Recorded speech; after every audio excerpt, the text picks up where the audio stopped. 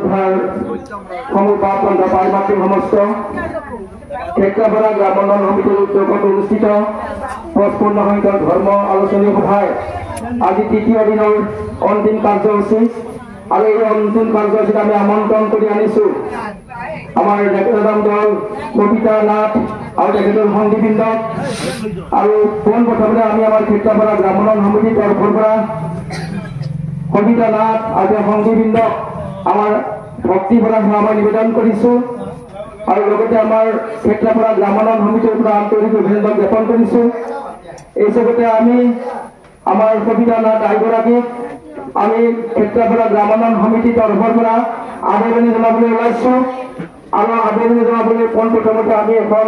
অসমৰ 120মান বৰ্ষ এখন গামোচাৰে তেখেতক সেৱা যাচিবলৈ আমি আগবাঢ়িছো আৰু সেৱা যাচিবলৈ আমাৰ ক্ষেত্ৰাপাড়া গ্ৰামোন্নয়ন সমিতিৰ সভাপতি মাননীয় প্ৰফুল্ল ৰাজবংশী বাবুলৈ মই আহ্বান জনাইছো।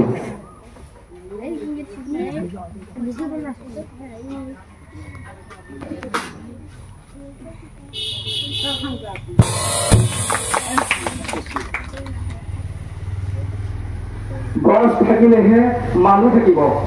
আৰু এই কথাটো আমি সকলো অসমবাসীয়ে জানো গোটেই পৃথিৱীখনে আমি জানো কাৰণ গছে আমাক অক্সিজেন দিয়ে আৰু সেই অক্সিজেনৰ দ্বাৰা আমি সকলো প্ৰাণী মানৱ যদি আমি জীয়াই থাকো আৰু সেই উদ্দেশ্য আগত ৰাখি আমি ক্ষেত্ৰাপাড়া গ্ৰামোন্নয়ন সমিতিৰ তৰফৰ পৰা মাননীয়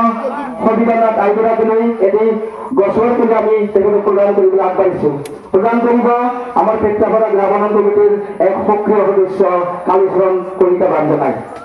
আৰু আইগৰাকীক এই গছপুলি এক সুন্দৰ স্থানত ৰোপণ কৰি আমাৰ ক্ষেত্ৰাপাড়া গাঁৱৰ 55 সংখ্যক ধৰ্ম আলোচনী সভাৰ স্মৃতি ৰখাৰ কাৰণে মই আহ্বান জনাইছো।